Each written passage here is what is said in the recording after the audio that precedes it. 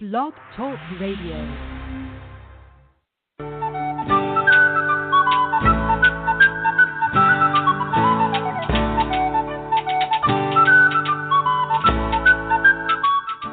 Welcome to the Spiritual Unity Radio Network, a station dedicated to the concept that all manifestations of the divine are equally valid. Join Reverend Terry Power HP, Robin McKean, and all the hosts for programming covering a wide range of spiritual topics, right here on Blog Talk Radio.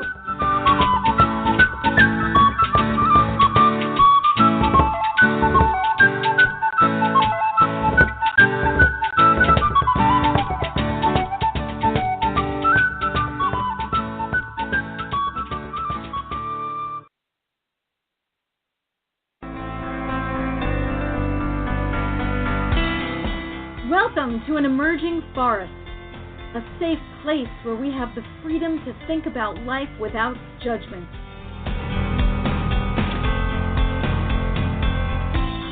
We take a look at society, we examine it, and we allow for the possibility of something new, something different.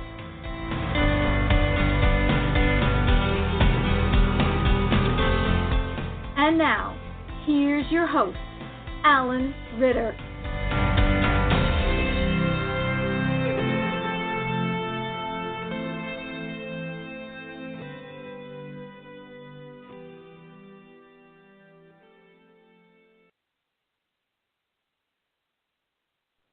Well, good evening, folks, and welcome to another episode of An Emerging Forest. And this week, I'm very fortunate to have Leslie Bean, who's a professional gardener and someone who's in the horticulture area. She's owned her own business for many years, and she's here to talk about spring clean gardening and yard tasks. So, hi, Leslie. How are you? Hi, I'm good, Alan. How are you? Good. So good. Thank you so much for inviting me. Oh, you're very welcome. Thanks for being on. How did you get? What was your path to where you are now, sort of in a nutshell? Yeah, definitely in a nutshell, because it's a winding path. So I started. I've been in horticulture for over 25 years. I started when I was in high school and college on spring breaks and winter breaks, summer. I would work in greenhouses and various horticultural jobs. I went to college for art history and fine art and have a degree in both. And when I graduated college, needed a job, and I started to work at an art gallery part-time, but needed, more of a full-time employment.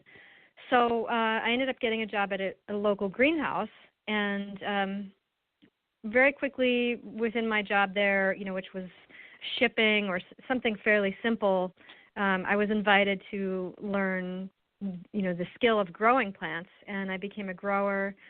And then from that point on, worked at other greenhouses, various sizes and wholesale, retail, learned how to grow shrubs, vegetables, annuals, perennials, pretty much everything. And from that point, ended up working at florists and for landscapers, for other gardeners, and eventually started my own business in 2004.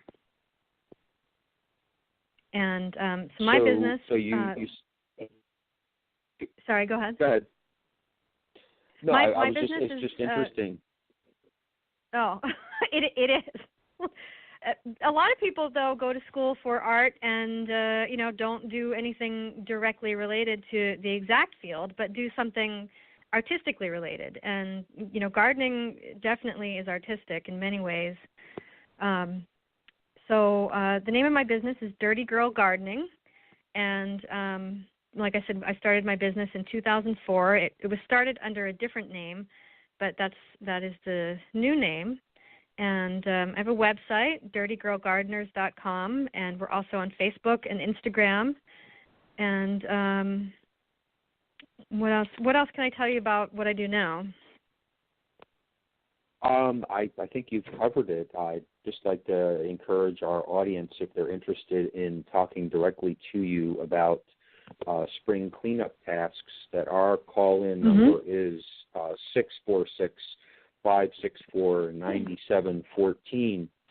So you sort of put together a laundry list of the big projects to do, the big projects to leave wait, and then how to do those big projects the way you think they should be done, and Right. you just want to launch into that with which project comes first now.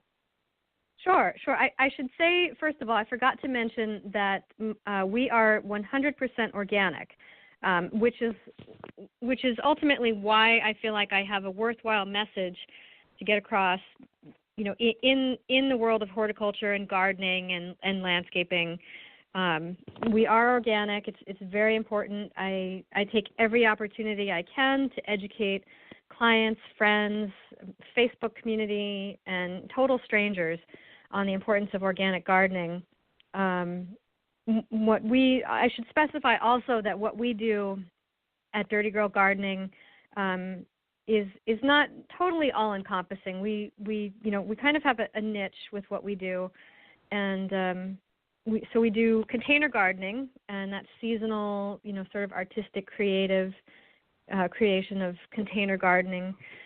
We do property maintenance, which would consist of spring and fall cleanups and garden bed maintenance, weeding, pruning, deadheading, fertilizing, that sort of thing. And then we do garden design and installation, and that's sort of the extent to what we do. We don't do any lawn care.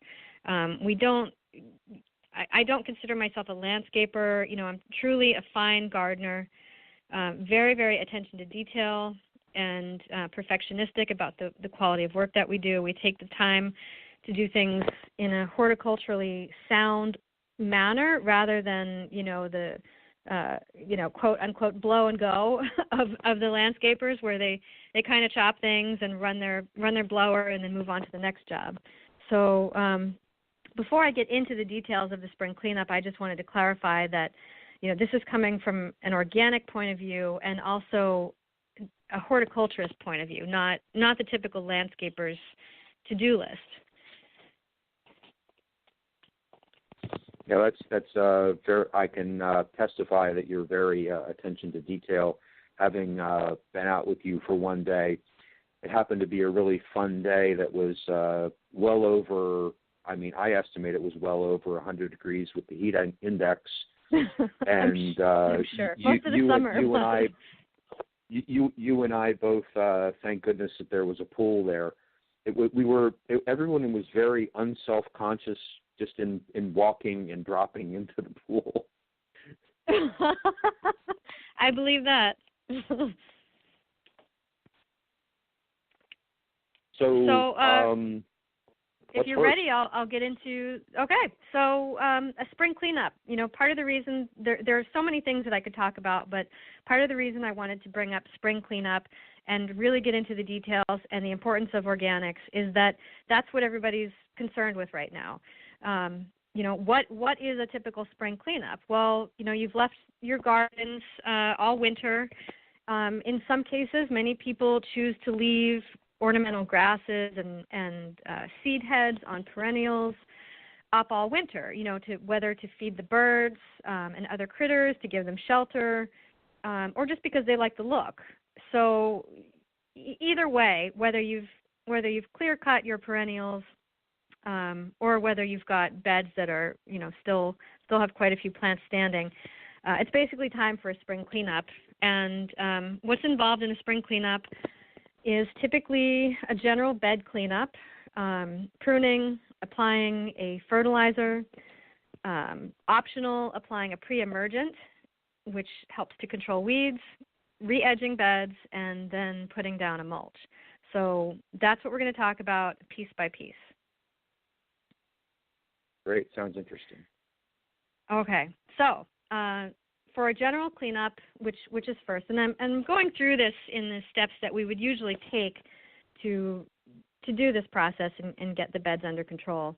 So in the general cleanup, you want to start with cleaning up the beds. That includes weeding. And there's a surprising number of weeds that are already out there. There are weeds that tend to grow in cooler weather, so you'll see them come up in spring, disappear through most of the summer, and then come back again in fall. So you've already got those early weeds out there.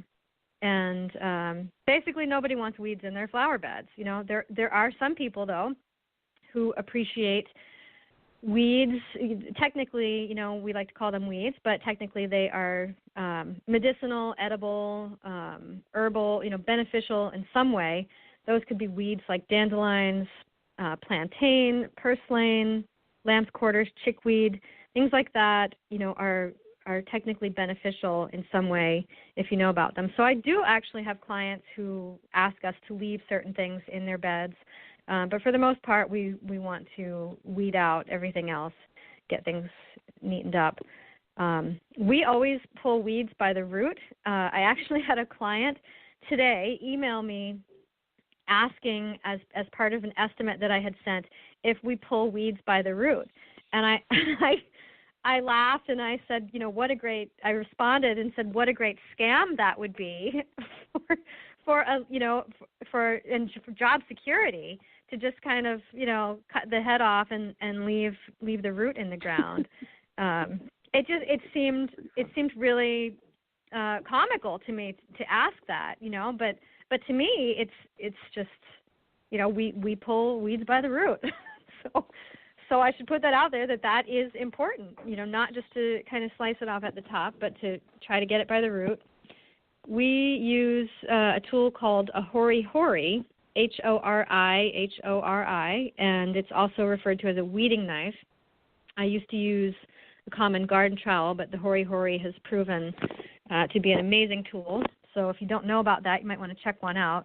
They're pretty much indestructible. Okay, so along with weeding, you want to remove leaves from beds. And what you want to think about is if you're planning to apply a mulch, you typically don't need to remove every last little bit of leaf matter because you're going to be covering it up with mulch. And whatever, small little pieces of leaves or small layer of leaves will ultimately break down beneath the mulch and add nutrients to the soil. It is important, however, to get the large clumps of leaves out of the beds. You don't really. We also take the time to remove leaves from within shrubs, large clumps of leaves that are piled under shrubs. Not only does it achieve a much cleaner look, but ultimately it prevents excess moisture from building up and causing mold or rot within a shrub. So a lot of landscapers kind of blow what they can out of shrubs and trees, and whatever's left they just leave. But it's actually valuable to take the time to pick out the clumps of leaves. Now, eventually, when we get to mulching, I'm going to talk about the use of leaf mulch or leaf compost as a mulch. So, this may sound like I'm sort of contradictory here, but you don't really want to use leaves that aren't really broken down as a mulch. Plus, they'll blow around. They won't really serve the purpose. And if there are too big of clumps throughout the bed, they will end up smothering things. So this time of year, you're better off removing the large clumps of leaves. And if you want to make your own leaf mulch, you can do that. The leaves should be shredded, stored in a bin, like a wire bin, for about a year or so, and aged, and then can be used as a mulch. So people often ask me, what am I doing by pulling the leaves out of the bed when I'm, a little bit later in the process putting down leaf mulch. But there is a difference between leaf compost and, fresh leaves that are in a bed. Yeah, so basically what you're doing, you're removing leaves. Those leaves are going to just basically sit there and go through a rotting process, and in that rotting process, you're going to imperil your plantings where you might want to come back after the leaves have rotted down and put the same thing back in, but you don't want to attract the fungus or the mold, right? Exactly. And leaves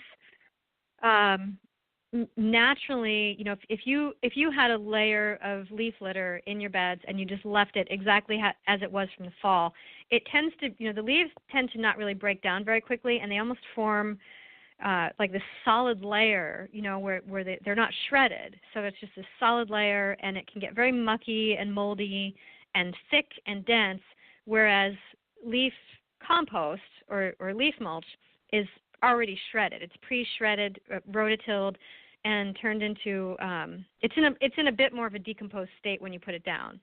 So it's got more to give to your beds, and less chance right. of any sort of damage by sitting on perennials or anything like that. Right. It's much more permeable, right? Exactly. So the next part of a general bed cleanup would be cutting back any ornamental grasses or perennials. A lot of people like to leave up ornamental grasses through the winter. They offer great winter interest. Perennials do as well. It's kind of I sort of have to fight with people to get them to leave seed heads up, whether it's echinacea, coneflower, or rudbeckia or something like that. Everybody likes a nice clean slate going into the winter, but there is a lot of beauty in leaving seed heads and ornamental grasses up. So at this point in the season, it's time for a fresh start and to cut these things back. So to cut down ornamental grasses, those big, fluffy, giant grasses, we use gas-powered hedge trimmers, and it allows a very quick, even cut. Another trick is to bungee the top of the grass, which might sound crazy. You sort of bungee a loop around it, and then that way, once the grass is cut, you can carry it away in a big mass, and there's no mess. And whatever you do, don't cut grasses on a windy day because the pieces will be everywhere. Just a side note, as far as the ornamental grasses go, if after you cut them, you notice that the center of the grasses is missing and it's turned into what looks like a large ring of grasses, that means it's probably time to divide the grass into smaller sections. So you'd want to dig up the entire thing, maybe cut it into 4 quadrants, and then replant, or possibly just throw out the other sections if you can't use them. That just signifies that it's time to divide. And then, like I mentioned, with the seed heads from perennials, you want to cut those back. Many people cut perennials all the way down to the ground. I like to leave, maybe a few inches of a stem showing just so that you can see where things are. And then, in addition, is trimming or cutting down ground covers. And not all ground covers, but there's a few that benefit from a fresh cut. One of those is liriope, which is a grass-like spreading ground cover, and it gets little flowers in the summer with a little purple, and eventually gets like a dark purple or black berry kind of little thing on its stem in the fall. And so in the winter, liriope gets kind of straw-like, sort of beat up, brown, the edge is frayed, and it's time to cut back. However, usually when someone has liriope, they have got a sea of it. So we're not talking, a little 2x2 patch. We're talking an entire bed of liriope. And we have tried over the years many different techniques. I've heard from, some other gardeners that they use lawnmowers or weed whackers. People are desperate to find, a good method to cut this liriope down. If anybody has ideas, I would love to hear them, because we've tried everything. We just end up cutting it by hand with our hand pruners. Liriope needs to be cut back. I've had some clients, attempt to leave it and let the fresh stuff come up, the fresh growth come through it, and it just kind of looks messy because you never really get rid of that straw-like beat up, grass that lasted through the winter. And it doesn't actually turn to straw and just float away. It stays there, and it looks has the sort of a dead look to it.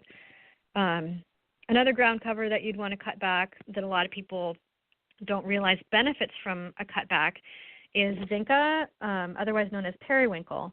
And what we do is we grab the long, loose tendrils and we cut them back very hard. So we're cutting almost where they're coming out of the ground. And that actually promotes a ton of new growth and flowering. So that's a little secret there. And then, of course, fertilizing, helps to give all of these things that you've cut back a little push to grow and flower. And I think the last part that I'm going to talk about, and we can get into this in more detail if we have time later, but another part of just the general bed cleanup is pruning.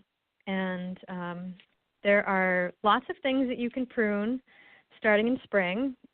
Many of them you can get a head start actually in late winter, more like February or early March, depending on the weather. So one of the methods of pruning this time of year is called rejuvenation pruning. And I'll give you an example of what we're trying to achieve with rejuvenation pruning. Boxwoods. So everybody hopefully knows what boxwoods are. They are one of the most common shrubs that's hedged, turned into a hedgerow, or shaped into, you name it, whether it's you shape it into a square, a circle, or a kitty cat. You can shape it into anything. Other hedges, the other shrubs that are commonly used as hedges would be privet, things like that. Yews, boxwoods, and privet, typically turned into hedges or shaped. So you take something like a boxwood that's being turned into a hedge, and what are you doing? Ultimately, you're cutting this shrub to the same height because that you have a desired height, and you're cutting it to that same height over and over and over, year after year. That's your desired height. So that's where this shrub is being cut. Well, as you can imagine, that puts a great deal of stress on the plant. And we've all probably driven down the road, looked in someone's yard, looked alongside the road, and you've seen boxwoods that look like they've been, set on fire and are absolutely fried on top. You see wood, you see that yellowish brown on the top. Just looks like it's been through a fire. So the problem is that, that's a sign that landscapers or homeowners have been repeatedly cutting them to the same height year after year and have never done any rejuvenation pruning. So rejuvenation pruning on boxwoods is also known as plunge pruning. And the goal of that is to encourage new healthy growth from deep within the shrub. So you're making these holes in the shrub. You're taking out sections of the growth all over the plant. From far away, you can't tell that this has been done. From up close, you can see holes all over the place. And you're allowing sunlight to penetrate deeper into the shrub and allow new growth to come up. And that is really only way to get shrubs that you want to shape year after year to have longevity and to keep going. The typical landscaper who's pruning things like that will end up eventually having to dig them out and plant new shrubs. And maybe that's their goal. Job security again, but ultimately that's not the way that you want to care for these things. So rejuvenation pruning should be done in spring. Spring has a big push of growth. You're fertilizing. Great time to do rejuvenation pruning.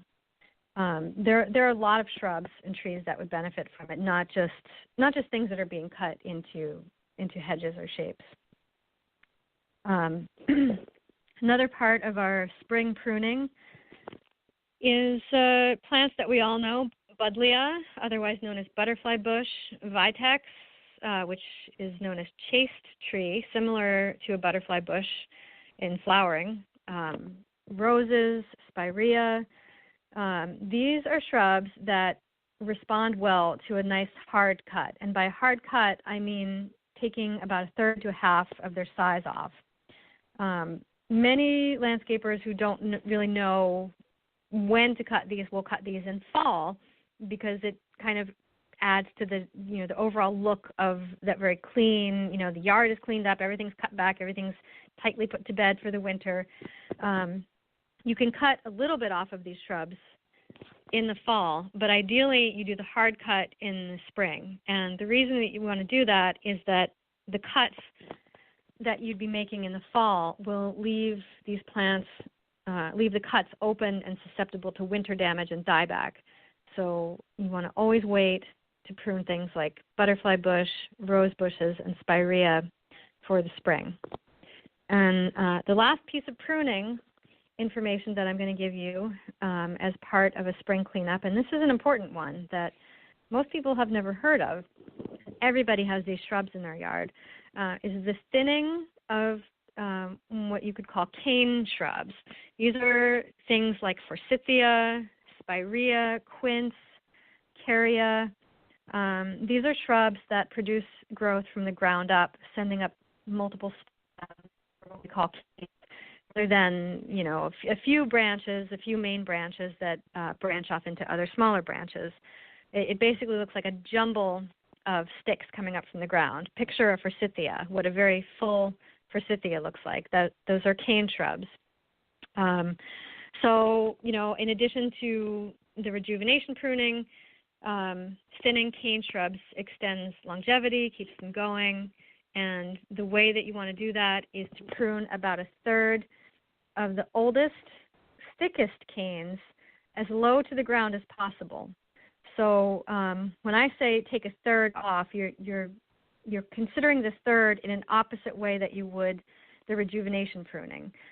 In rejuvenation pruning, or in the pruning of, for example, the butterfly bush. When I say you can take a third off of a butterfly bush, you're literally cutting it, a third down from the top and on all the sides. Whereas when you're thinning something, and I say take a third, I'm not saying take a third off, I'm saying take a third out, you're removing the canes entirely. So you're cutting it as low to the ground as possible, making room for new growth to push up. And the oldest canes, in this case, typically are either a dark brown or almost a gray, whereas the new growth tends to be a light brown or a green. So those are kind of more generalized tips that I can give for spring pruning, rather than go through each shrub. Everybody has the shrubs that could use a hard cutback, like spirea, and everybody has cane shrubs that could benefit from cutting about a third of the canes out. Alan. Wow. I've been spewing a lot, but that's really great, because everybody has those plants in their yard, and everybody's going to benefit from that better understanding of how quote unquote drastic some of these spring prunings are. And this is actually great timing.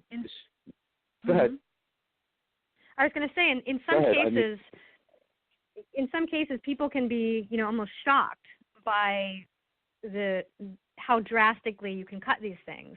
But in the end, within a few months, they are lush and, back in business. But this is the time where you can cut these things harder, and they will benefit from it and spring back. Great. Well, that's a great first half of the show, and I'd like to play a song here and take a break. So the song I'm going to introduce is Darv the Bard, Bonnie Black Hair. Back after the break. See ya. On the 14th of May, at the dawn of the day, with me gun on his shoulder, to the woods I did stray, in search of some game, if the weather proved fair, to see if I could get a shot at the Bonnie Black Hair. Well, I met a girl there with a face as a rose, her skin was as pale as the lily that grows. I said, now young maiden, why ramble you so? Can you tell me where the Bonnie Black Hair do go? Well, the answer she gave me, her answer was no, but under the age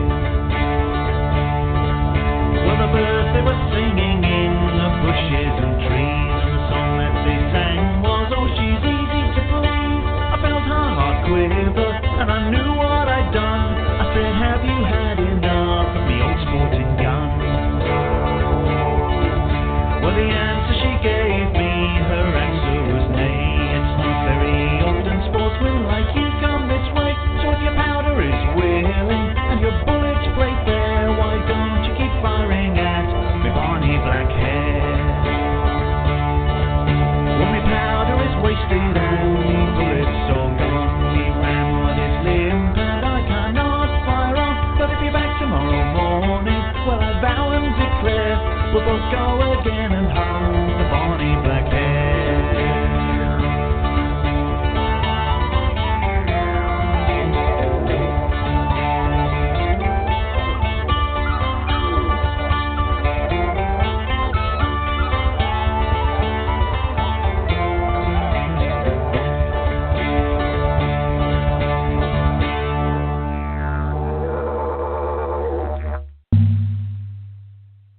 Tune in to International Pagan Radio. You can hear your favorite artists such as Dave the Bard, Tuatha Dea, Spiral Rhythm, S.J. Tucker, Murphy's Midnight Rounders, and many, many more. Join us for exciting shows like Ask a Witch and Storytime with Rook as well. www.internationalpaganradio.com on the net or on TuneIn Radio on your mobile devices. Join us on Facebook and Twitter too. International Pagan Radio, all pagan, all the time.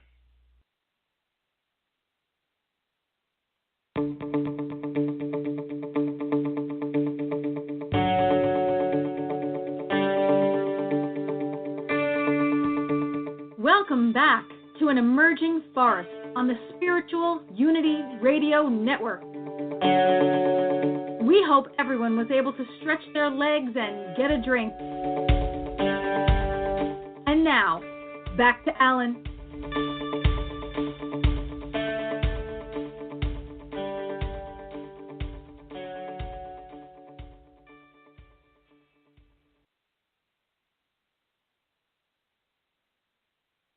Well, welcome back, everybody. And let's continue with this great information that we're getting from Leslie about what to do in the spring. We've heard about bed cleanup. We've heard a lot of very interesting details about pruning. So what's next, Leslie?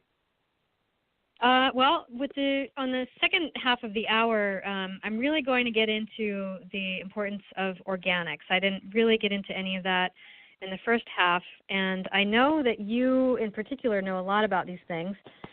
You were actually, as you recall, a guest on the radio show that I was co-host of for over 2 years, called Into the Garden, and we talked about Roundup, and the harmful effects of Roundup. So I'm going to be talking about the last few pieces of a fall cleanup, fertilization, use of a pre-emergent, and mulching. So let's dig right into fertilization. Most people understand that fertilization of all of our plants, trees, shrubs, perennials, ground covers, should be done twice a year, ideally, in spring and fall. Regular fertilization will increase vigor and flowering, and that's something everybody wants. So what is fertilizer? Fertilizer is defined as any substance used to add nutrients to the soil to promote soil fertility and increase plant growth. Not all fertilizers are the same, and not all are healthy for the soil. And ultimately, it is healthy soil which leads to healthy plants. So we really need to take good care of our soil. Now, soil health relies on a balance of macro and micronutrients. And I'm not going to get into details that will probably bore everyone. I'll get into the important parts. As a business, we use only organic fertilizers. Chemical fertilizers can cause many problems, not only for the beds where they're used, but for the nearby ecosystems and people's well water, their pets, etc. We'll talk about chemical fertilizers first and why we don't want them. A big issue with chemical fertilizer is groundwater contamination.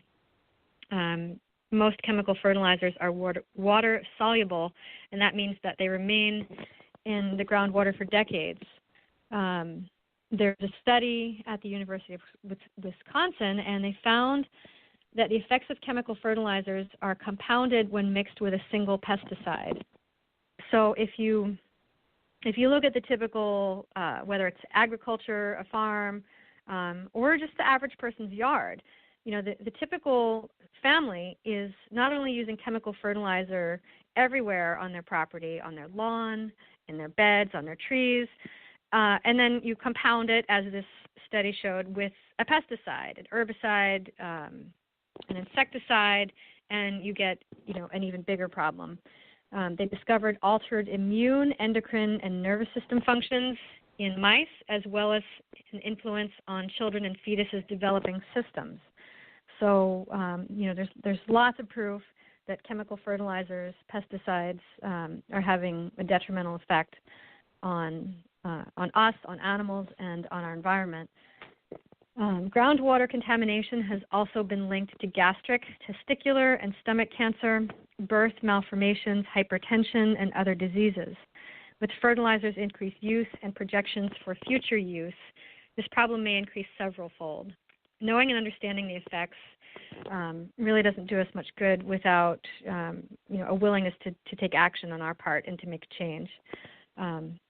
It's a big reason why I make sure that all of my clients understand why we only use organic products, and I especially stress that if they have well water or live near a water source. I know clients who live with a stream on their property, with a pond. I have many clients that live along the Delaware River, and sadly, they do not realize that it's their responsibility, to do the right thing for the environment until I bring it to their attention. And then, luckily they appreciate it from that point forward. So chemical fertilizers, I'll sort of summarize this so that you can understand this without going into much more detail. Chemical fertilizers, for example, when used on a lawn, only serve as a Band-Aid that requires constant application to achieve its results. The chemicals are slowly killing off all of the biotics in the soil, ultimately creating more and more of a need for more fertilizer to achieve the desired result. Organic fertilizers are doing the exact opposite, building healthy soil, which ultimately decreases the need for it year after year. So again, chemical fertilizer, the more you use it, the more it's killing the soil, increasing the need for it. Whereas organic fertilizers are doing the exact opposite. They're building healthy soil. Once the soil gets to the point where it's very healthy on its own, you need less and less fertilizer. It takes a little bit longer to achieve that, but obviously, you save money in the end going organic. So that brings us to talk about organic fertilizer. What are organic fertilizers? They come from plant, animal, or mineral sources. In order to qualify as organic, the materials must occur naturally in nature. And fertilizer for organic gardening isn't, as I described, the quick fix that chemical fertilizers. Organics, you have to let the moisture and beneficial organisms break down the content of the fertilizer. So you're waiting a little bit longer for the desired result, but in the end, it's more beneficial. In my company, we've used many brands of organic fertilizers over the years. To be absolutely sure that they're organic, they should have the lettering OMRI on the bag, and that stands for Organic Materials Review Institute, and that ensures that they're 100% organic. I know there are a lot of products out there that say organic on the bag that are actually not organic. So you want to look for the OMRI label. We've used, I'll just mention a couple brands. We've used Sustane. It's spelled Sustane, and that's a great product. It's made from aerobically composted turkey litter combined with other plant nutrients and soil amending ingredients, and it's a granular fertilizer. The organic nitrogen is released slowly to the plant, minimizing loss to the environment. Again, that slow release, taking a little bit longer, ultimately better for the soil, for the plants. Little is lost in runoff, into the yard, into nearby streams.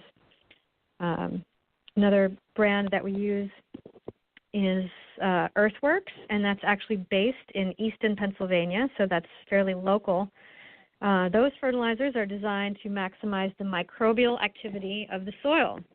Made with mineral-rich poultry compost, the byproducts of biological digestion from the poultry brings a host of benefits, which are increased enzymes, amino acids, and minerals. These benefits are not found in compound commercial fertilizers or chemical fertilizers, and in some cases, not even in organic fertilizers. Not all organic or natural fertilizers are poultry-based. So when you find something like this, it's got benefits that other fertilizers actually do not. Earthworks is a fertilizer that I'm going to be switching to for the most part sooner than later. And then, of course, there's other methods of fertilizing. There's choosing the right mulch. A mulch, ideally contributes nutrients to the beds. There's using compost or aged manure around your plants. So there's many ways to fertilize organically. I think that's pretty much it for fertilizer to touch on the important parts, which brings us to a pre-emergent. A lot of people don't really know what a pre-emergent is. A pre-emergent that we probably have all heard of is preen. Preen is chemical. Another version of a chemical pre-emergent is snapshot. Those are very commonly used by landscapers. And what a pre-emergent does is it acts on the weed seeds. So when you spread it in a flower bed, it's preventing weed seeds from germinating by drying out the seed as soon as it's cracked open to sprout. So it's not killing actual living weeds. It's not killing plants. It's strictly acting on weed seeds, which is why it's called a pre-emergent. Weed seeds, you've had a thistle weed in your garden and you don't pull it in time and it flowers and the flower turns to seed and then the wind blows and the seeds are everywhere and they're in what you would call a seed bank in the soil for years and years. Weed seeds can always blow from the neighbor's yard, from nearby farms. Even if you don't have a ton of weeds, there are likely tons of weed seeds in your beds, just waiting to come up. So a pre-emergent helps. I can't say that it's foolproof. It does help in keeping weeds down. So for people with very large yards, large beds, large areas of perennials and, very lush gardens, a pre-emergent is a good idea because it adds a little bit extra help, but it's not foolproof.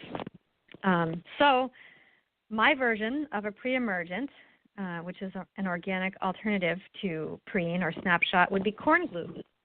And corn gluten is organic, it's 100% natural, and it's a byproduct of the corn milling process. It's a natural protein, and it's very effective for lawns and gardens as a plant food as well as a weed suppressor. It's very high in nitrogen, and when used on a lawn, it acts kind of as a weed and feed. It offers a non-toxic yet effective alternative method to the traditional chemical-based weed and feed products. Another thing I should mention is it does not inhibit roots or mature plants or transplants unless it's used at a very high rate. So you would literally have to dump it near a mature plant, on top of a mature plant or transplant, or at root level to really do some damage. So it's you could even sprinkle it on other plants lightly and it wouldn't hurt anything. And it's most active when it gets wet. So it's kind of ideal to spread in spring, with the spring rains. That brings us to, briefly before I get into mulching, I'll just mention the edging of beds. I think a lot of people understand that getting a nice clean edge around your beds, creating that delineation between lawn and bed is not only aesthetically pleasing, looks nice and clean and sharp, but it also helps to hold back mulch from either in a rain or with wind, kind of blending right into the lawn and creating a mess when you go to cut the grass. So before we mulch, we always edge the beds, and we use a flat edging shovel to do that, keeping our edging shovel very sharp. Okay, so mulch. This is a big deal. Everybody has seen all different kinds of mulches, I'm sure. There's hardwood mulch, there's licorice root mulch, there are dyed mulches, there's pine bark mulch, there's pine needle mulch, leaf mulch, So many. So do we all know what the purpose of mulch is, though? Probably not. People spend tons of money in the spring on yards and yards and yards of mulch to tidy up their beds. Question is it worth it? You can create what we call a green mulch just by using plants to fill the bed so tightly, whether it's with ground covers or perennials, that you ultimately don't need the mulch. But until you get there, what purpose does mulch serve? It serves a few. It helps to suppress weeds, which I think is the obvious one that everybody thinks of. It also helps to maintain soil temperature and to hold in moisture into the bed. So often, if you don't have mulch on a bed, you'll see the bed starts to crack and kind of look like a desert. It also heats up very quickly, in turn heating the roots of the plants in your bed. So two very important things there: maintaining soil temperature and holding moisture. Mulch should ideally decompose slowly, and as it decomposes, it should add nutrients to the soil, thus fertilizing the plants. And then, obviously, in the end, it creates a nice sort of finished look to the beds. So a new thing over the past, I don't know how many years, 10 years or so, is dyed mulch. And dyed mulch is typically black-brown or a red, orangish color, which is pretty bad. And I'm not really sure where this originated or why. The black mulch, I think, is because people tend to have this idea that, the darker the better. They need their beds black. Black equals, status. It equals health. Black mulch is ideal.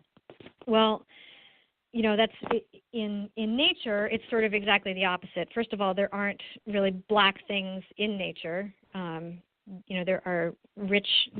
The forest floor is a rich, deep brown. You just don't find that sort of thing in nature.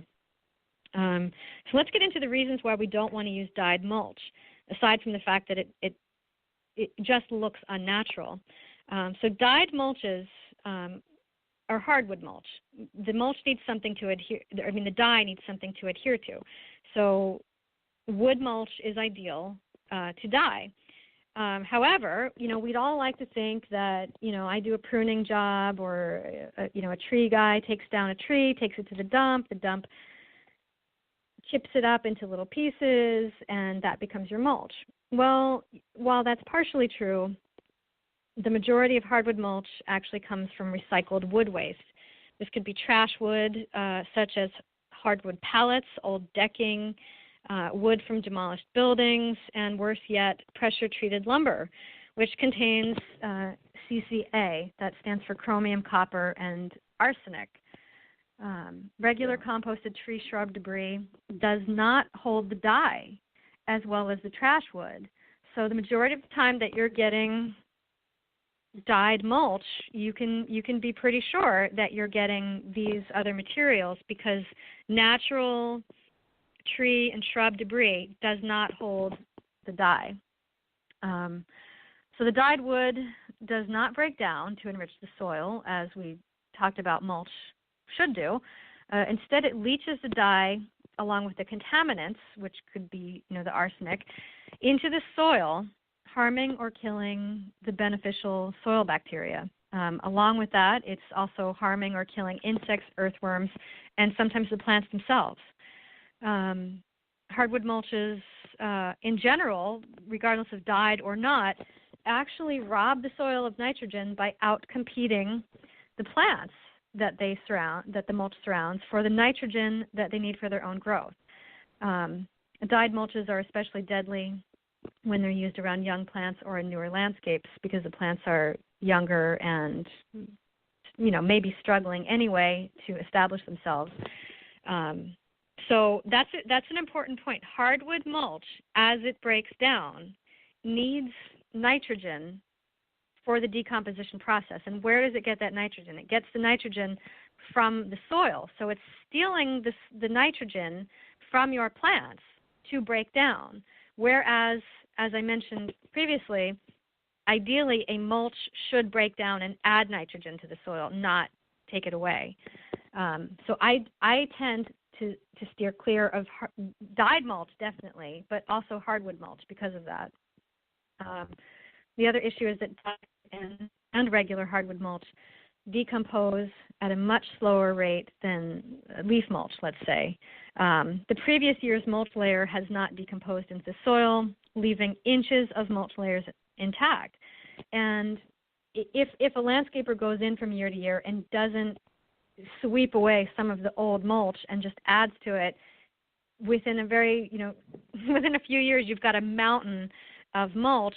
And with the dyed mulch in particular, and I'll talk about that in a little bit, it gets a fungus where you can actually pick up black dyed mulch in giant, like puzzle pieces, like slabs, and it just holds together, which is disgusting. So obviously that should give you a clue that that's bad stuff. So that brings me to the fact that this type of mulch is highly susceptible to unwanted fungus. The one in particular that I was just talking about is a white kind of string-like fungus that grows underneath the mulch, holding it together in large chunks. It can also attach itself to trunks and roots of trees and shrubs. Another fungus that probably everybody has seen in hardwood mulch but maybe didn't quite understand is artillery fungus. A big problem in hardwood mulch in general, especially black dyed mulch. It's a white rotting wood decay fungus that likes to live in moist mulch. It's called artillery fungus because it shoots its spores towards sunlight to aid in the dispersal of the spores.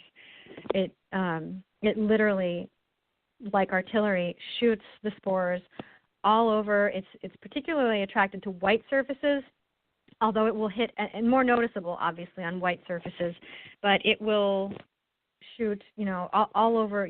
Imagine that you have mulch all around your house, and you have a white or beige siding. Well, if you look closely, there are little black dots everywhere on the house. It can even hit a car if a car's nearby, and they're very, very difficult to remove. I've never seen artillery fungus in a leaf mulch. This is pretty strict, with the hardwood mulches. And that brings us to what mulch should we use? There are a few that aren't bad, although my favorite is probably leaf mulch. We use a great deal of leaf mulch. It's 100% natural. When you first spread it, it has a nice, dark, rich brown color. No additives to achieve that color. Over time, it can fade a little bit, but it can, with a little fluffing with a leaf rake or something like that, you get the color right back. Now, leaf mulch, as opposed to hardwood mulch, breaks down completely over the course of one season to enrich the soil.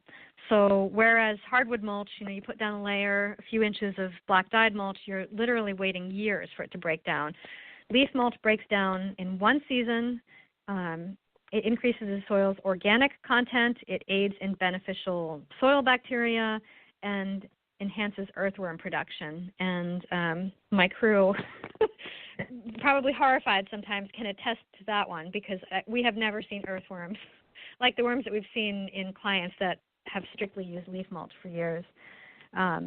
Leaf mulch, being composted or naturally aged, releases nitrogen, helping rather than harming the biotics of the soil. People can make their own leaf mulch, as I mentioned earlier. You have a lot of leaf drop in your yard in the fall. That's your own raw material for making leaf mulch. A way to do it quickly and easily: run it over with a lawnmower, put it in a pile, kind of rake it into small piles, run it over a few times with a lawnmower. Some people have shredding leaf blowers that you can put them into. Create like a chicken wire bin, either a square bin or a round area, and dump the shredded leaves, just keep piling them inside the wire bin. Every once in a while, you turn the pile. You maybe leave it all winter. In the spring, you can turn it a few times. You could even put a small rototiller in it. Just kind of flip it over, churn it up a little bit. Leave it for about a year, and then makes beautiful leaf mulch to be used the next year. However, you need a lot of leaves to mulch most beds, a lot of leaf mulch.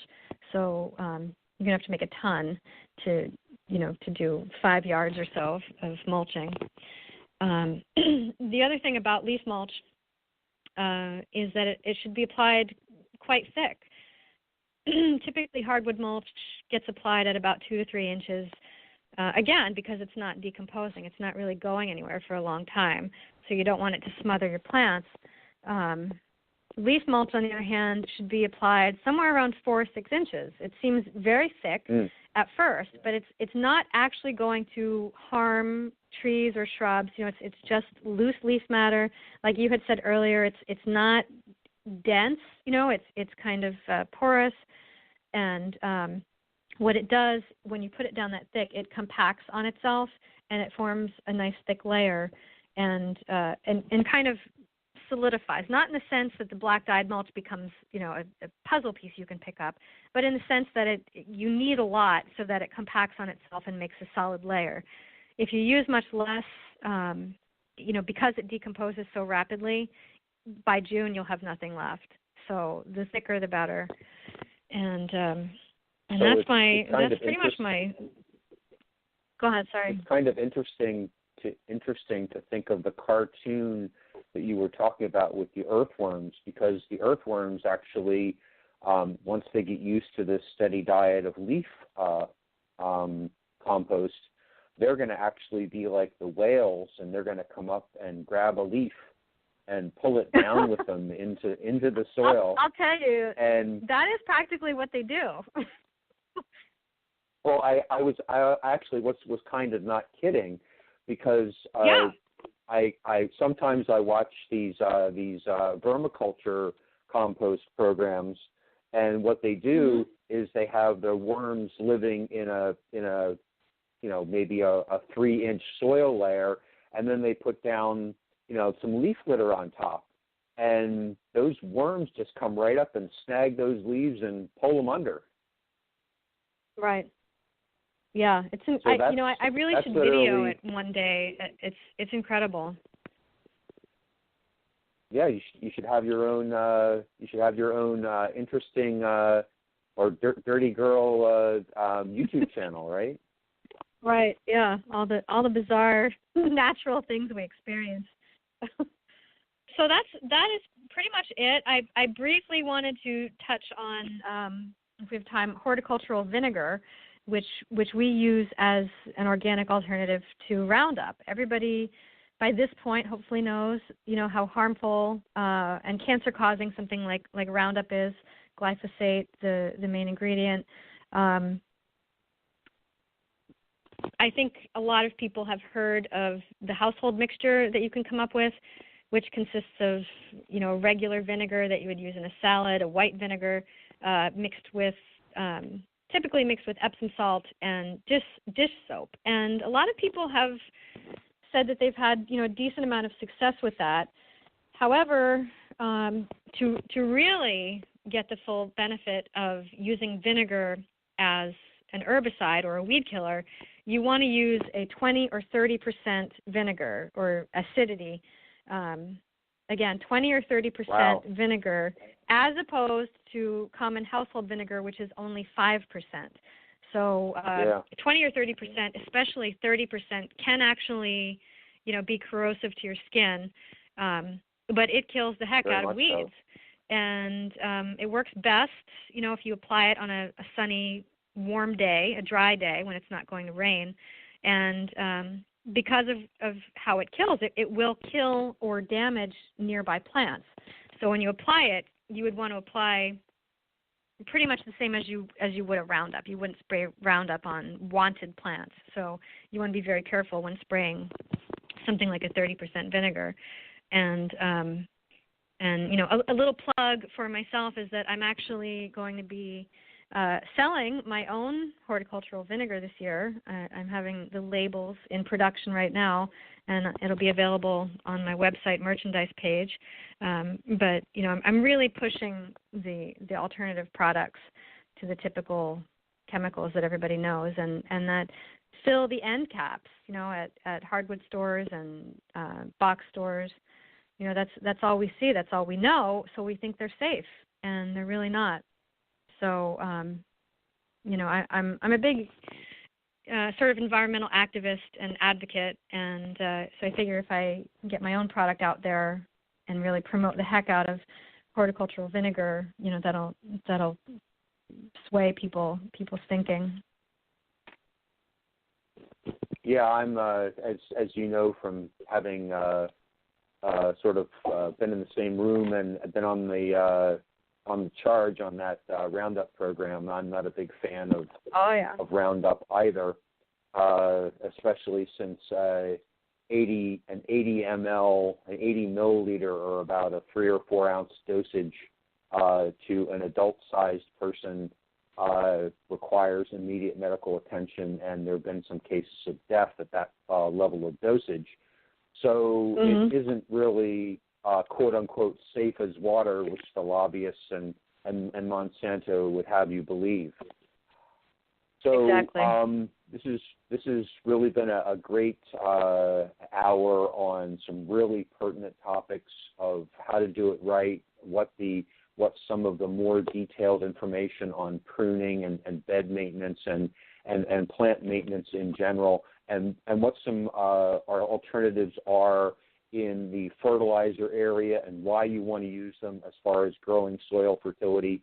And my program in Emerging Forest is all about growing fertility at all levels, and this is just another level to grow fertility at. So could you give your contact information again so that everybody hears it? Yes. So my website is www.dirtygirlgardeners, that's with an S, gardeners.com. I'm on Facebook at Dirty Girl Gardening with Leslie Bean, and on Instagram at Dirty Girl Gardeners. And before we sign off here, I just want to kind of leave you with a takeaway message that we're sort of used to thinking that what we do in our yard, in this little micro bubble, this little environment of our yard, our garden, our home, that what we do is our business. It's our business. It's none of my neighbor's business. It's my business, and that and that there are no real consequences for what we do on our own properties.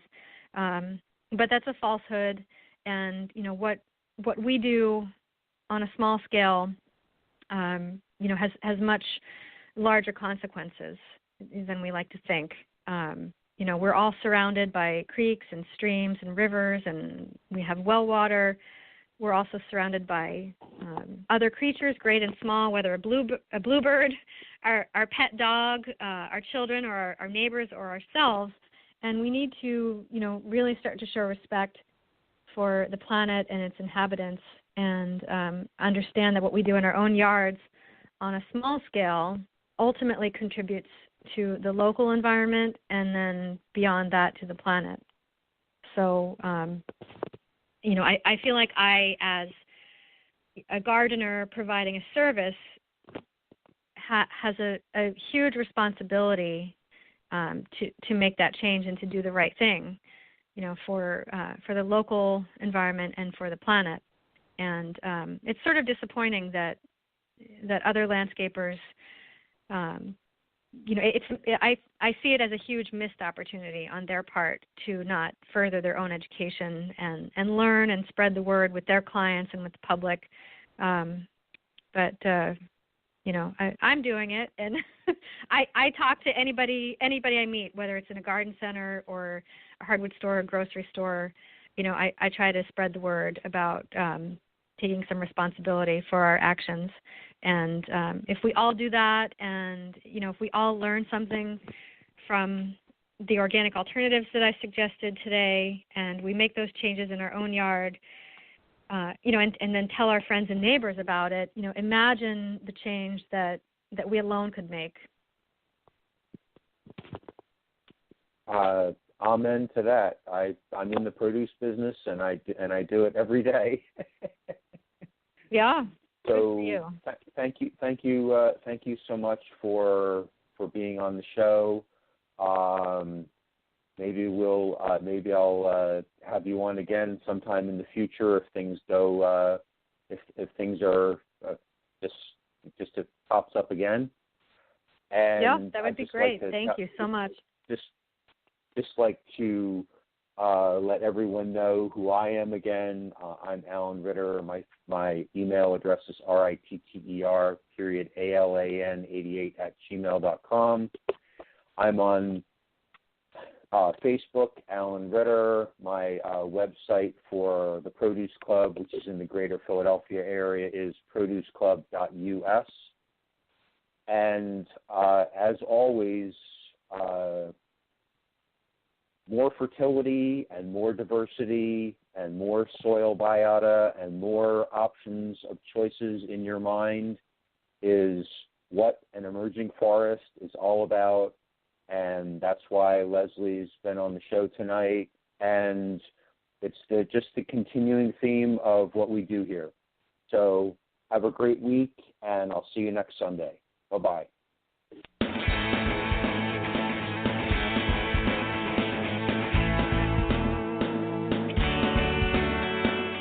Thanks for listening to the Spiritual Unity Radio Network. Join us 7 nights a week for exciting programming covering a variety of expressions of faith. And remember, all manifestations of the divine are equally valid.